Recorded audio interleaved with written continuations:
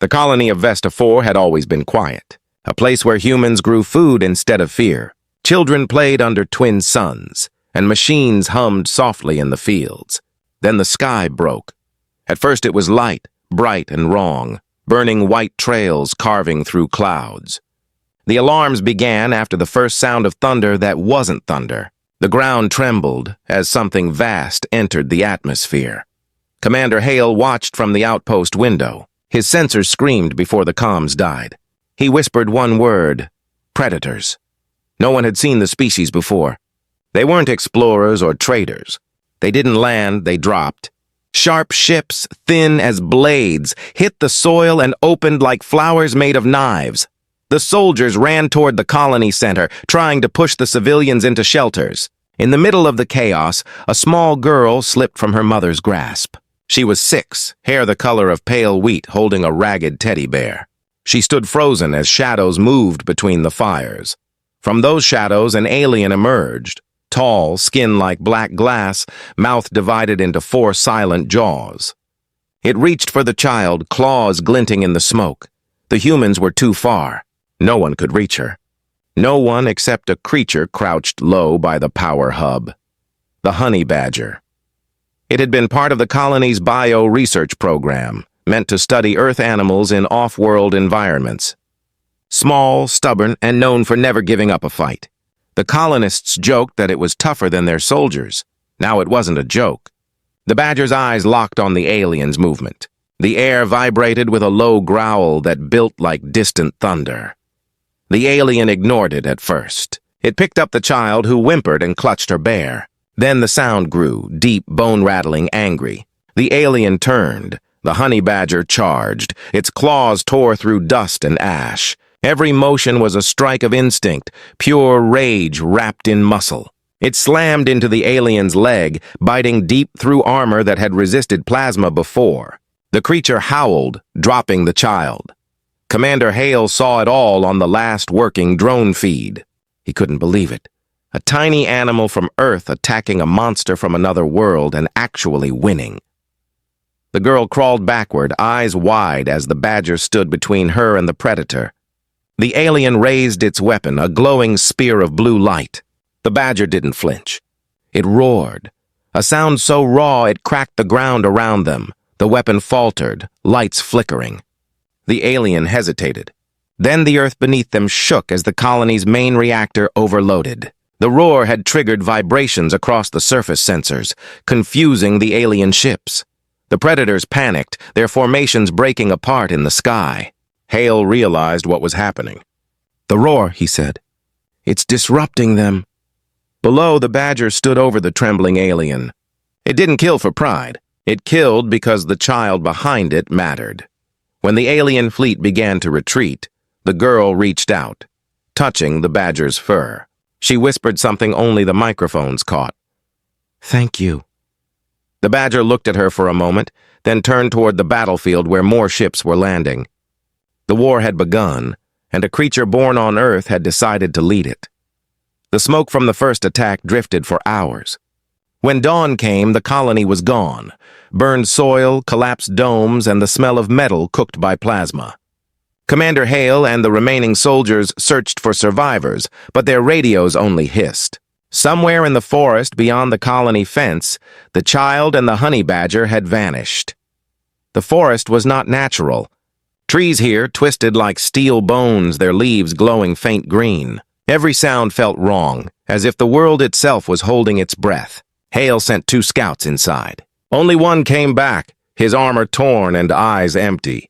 "They hunt in the mist," he whispered, before falling silent forever. Far from them, the child sat under a broken tree trunk. Her small hands clutched the teddy bear, its fur blackened by ash. The honey badger lay beside her, chest rising slow but steady.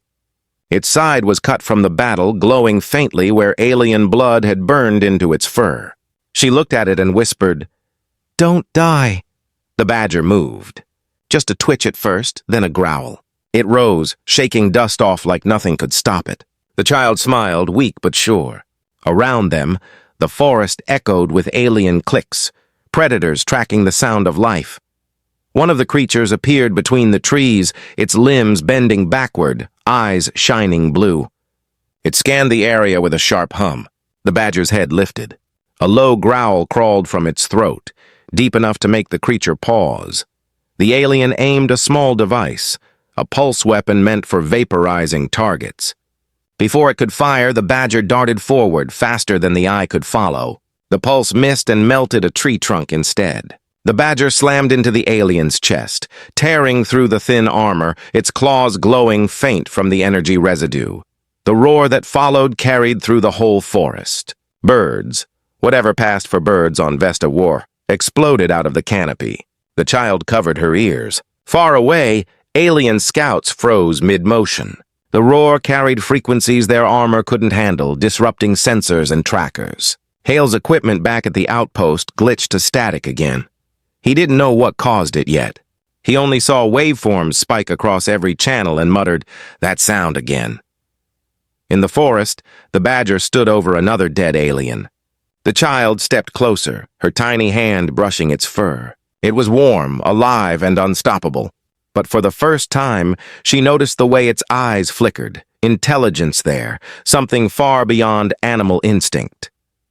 As night fell again, more predators gathered. Their ships above began scanning the forest, sending red beams through the canopy. The child watched them trace circles across the trees. She didn't cry this time. She just looked up and whispered, "They're coming back, aren't they?" The badger turned toward the glow of the beams, its muscles tense, the air vibrating around it. Somewhere deep in its chest, that terrible sound started to build again. A rumble that could shake worlds. The war hadn't ended. It had only just learned what kind of enemy it had made. The alien fleet hovered like dark clouds above Vesta 4. Their command ships drifted in low orbit, spreading scanners and drones across the planet's surface. They had lost dozens of ground units in what their leaders called anomalous interference.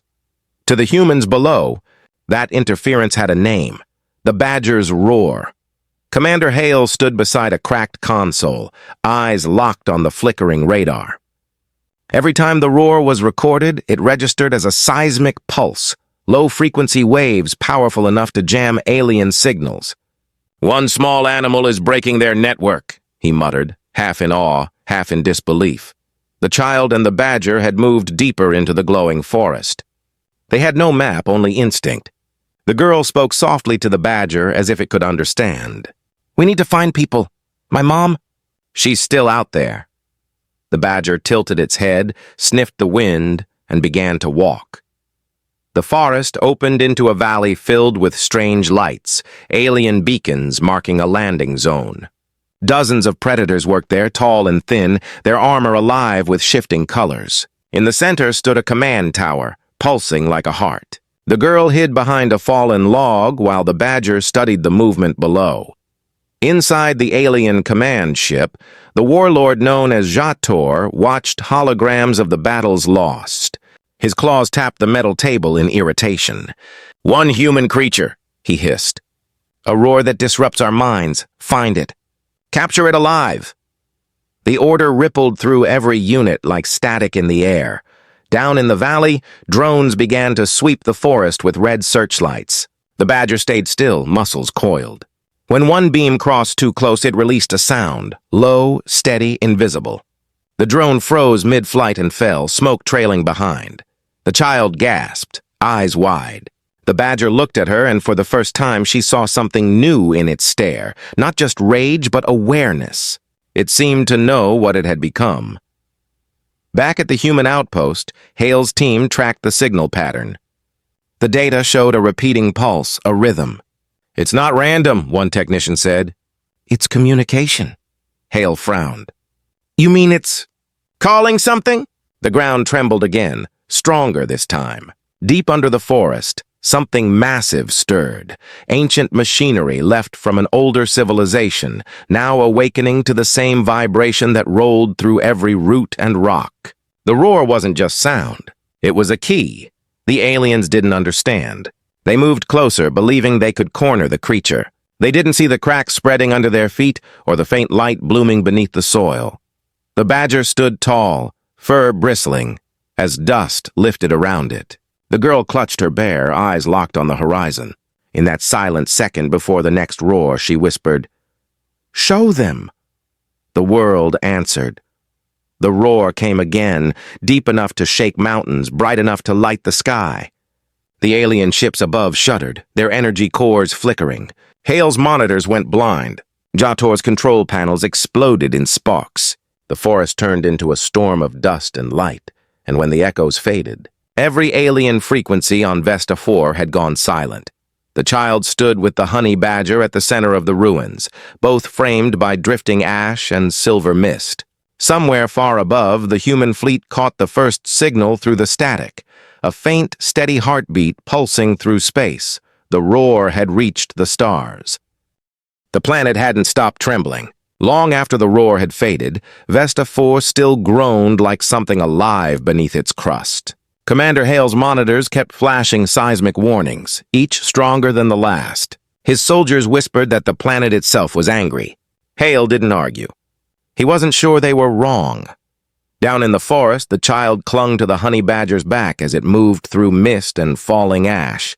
Every tree now glowed faint blue from the energy that had rippled through the ground. The badger sniffed the air, its senses twitching at something old, something vast. They reached a canyon that hadn't been there yesterday. The land had cracked open into a black abyss. From within came a heartbeat sound, slow, heavy, impossible. The girl looked down, eyes wide. "It's alive," she whispered, and deep inside that abyss, machines older than any species began to stir. They weren't human, and they weren't alien. They were remnants of something ancient, guardians buried by time. They recognized the sound of the roar as an activation code. Above, the alien warlord Jator was raging. His flagship's main screen showed static where his ground forces should have been. "One creature," he snarled, "is rewriting our sensors." He turned to his science unit. "Find the source or I'll feed you to the void." The scientists obeyed, trembling. One finally spoke. "The sound isn't only noise, Commander. It carries data, ancient data. It speaks to the planet." Jator slammed his claws against the table. "Then we will silence it." He ordered orbital cannons to fire on the coordinates of the last roar. The sky flared red as bolts of plasma rained down. Trees vaporized. Mountains cracked. The blast threw the girl to the ground, her teddy bear tumbling from her grasp. When the smoke cleared, she thought the badger was gone. Her heart froze. But through the settling dust, a shape emerged, scorched, bleeding, still walking. The honey badger limped forward, eyes burning like molten gold. Its fur glowed faintly where the alien energy had hit it. It didn't die. It evolved. The badger released a growl so low the air itself vibrated. Beneath the canyon, the heartbeat quickened. Then the ground split open wider, revealing a giant circular structure. Its surface pulsed with the same golden hue as the badger's fur. Commander Hale saw it appear on the satellite feed and whispered, "That's no natural formation." His technician shook his head. "It's a gate, sir. Something's waking up down there." The aliens didn't wait. Dropships descended toward the canyon, soldiers spilling out with energy rifles humming. The badger turned toward them, its claws sinking into the dirt. The girl stood behind it, her tiny hands clutching her bear once more. "Don't let them take it," she said softly. The first wave of aliens fired. The energy beams hit the badger, but instead of burning, the light bent around it, absorbed into its skin like sunlight through water. The creature let out another roar, and the ground erupted. Shards of blue stone shot upward, slicing through the alien ranks. Jator's ships above began to lose altitude, their controls scrambled by the same resonance. One after another, the craft spun out of control, crashing into the forests below. At the outpost, Hale felt the tremor roll through the earth. "The roar's sinking with the planet," he said. "If it keeps rising, it'll crack the whole crust." His second-in-command asked, "Should we stop it?" Hale stared at the trembling feet of the girl and her impossible protector. "No," he said. "We let it finish. Maybe it's doing what we couldn't, ending the war." Down in the canyon, the gate began to open. Light poured out, bright and alive, revealing symbols carved by something that wasn't human or alien. The honey badger stood before it, roaring again, not in rage this time, but as if answering a call. The girl shielded her eyes, watching in awe. "It's calling home," she whispered. Above them, the warlord's fleet disintegrated one by one, their systems overloaded by the same ancient frequency. The war wasn't being fought anymore, it was being rewritten, and at the center of it all, a small human child and a battered honey badger stood as the first light of a forgotten power filled the sky.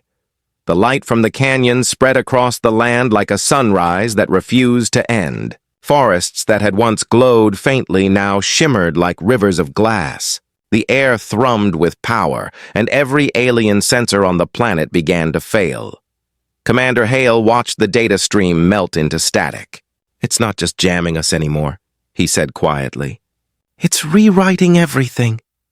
His technician's face was pale. "Sir, the code in the signal. It's using both human and alien frequencies. It's blending them." Hale leaned back. "Then that creature isn't just fighting. It's teaching the planet to talk." Down in the canyon, the honey badger stood before the opening gate. The air shimmered like heat, forming shapes inside the light, figures made of gold mist, huge and silent. The child clutched her teddy bear and stared at them, eyes wide with wonder. The figures weren't solid, but they radiated presence. Their forms shifted, sometimes human, sometimes alien, sometimes something else entirely. And when they spoke, the sound wasn't words, but rhythm and pulse, deep vibrations that the badger answered with its own roar. The girl didn't understand the language, but she felt it. The voices weren't angry. They were curious. The honey badger had awakened guardians who had slept since the planet's birth. High above, Warlord Jator's flagship began to shake. His officers screamed as panels cracked and melted. "The signal's inside the ship," one shouted. Jator roared back, "Then destroy the planet!" He gave the order. Orbital cannons locked on Vesta 4, red beams cut across space. The human outpost detected the incoming strike too late. Hale stood frozen, staring at the flashing warnings. In the canyon, the sky turned crimson.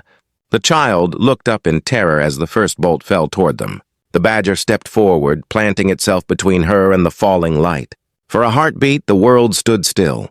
Then the badger roared. It wasn't a sound anymore, it was a wave. The air bent, the ground shattered, and the red beams split apart before it could reach them. The fragments of energy turned to dust. The roar rose higher, spreading across the atmosphere and punching into orbit.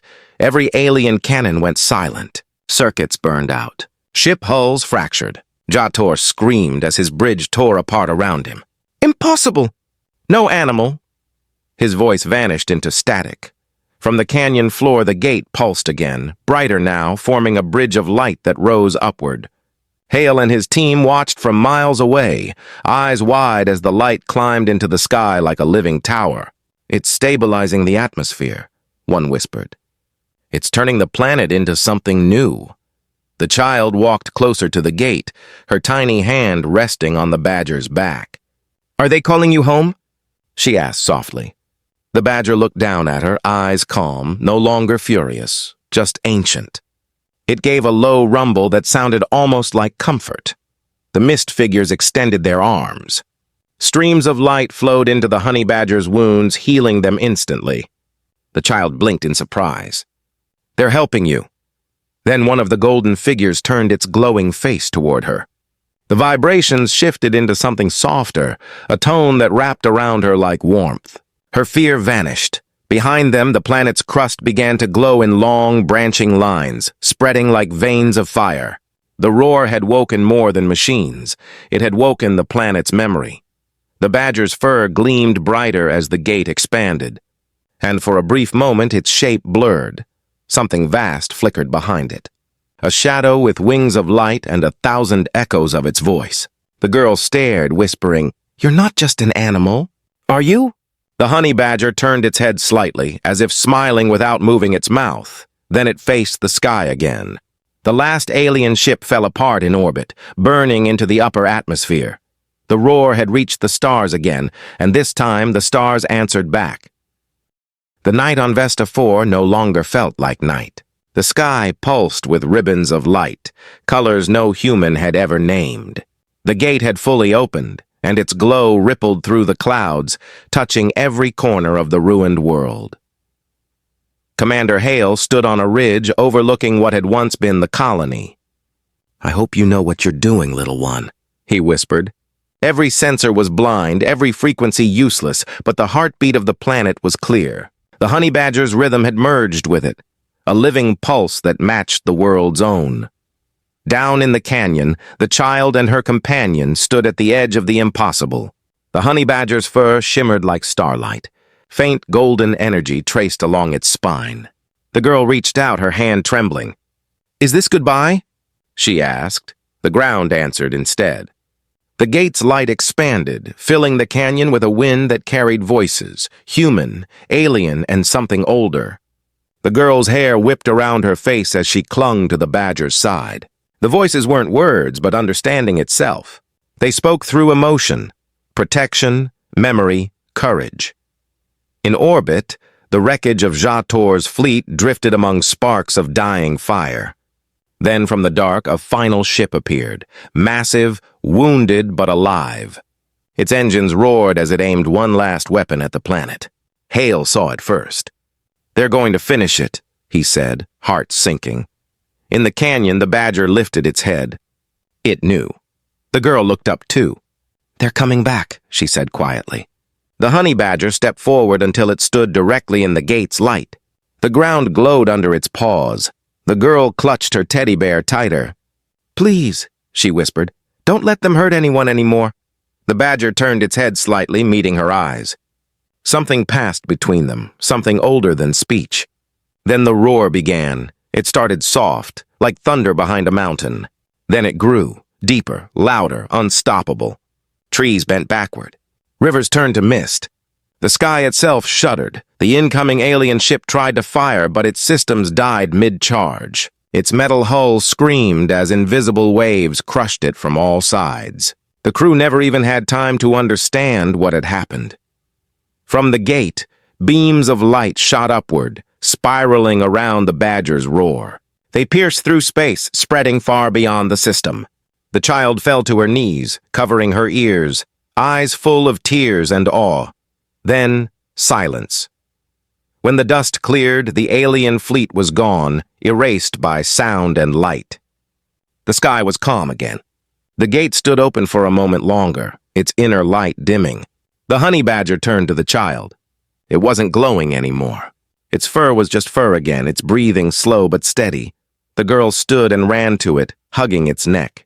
"You did it," she said softly. "You saved everyone." The badger's head rested gently against her shoulder. Up on the ridge, Hale watched in stunned silence. The monitors flickered back to life, showing stable readings across the entire planet. No alien signals, no threats, just the hum of a living world healing itself. Days later, rescue teams arrived from orbit. They found the girl sitting beside the honey badger at the canyon's edge, both quiet, both watching the gate as it slowly closed. She looked at the rescuers but didn't move until the last shimmer faded. One of the soldiers knelt beside her. "What happened here?" he asked softly. The girl didn't look away from the horizon. "The planet listened," she said. It heard the roar. The soldier followed her gaze but saw nothing, just wind, dust, and peace. The honey badger turned its head, staring at the open sky, and for an instant, deep in the reflection of its eyes, stars pulsed as if echoing a distant sound. Later, when they took her back to the rebuilt colony, the girl often woke in the night, hearing a low rumble far away. Not frightening, protective. A reminder that somewhere out there, the universe still remembered the roar that once shook a planet to save a child.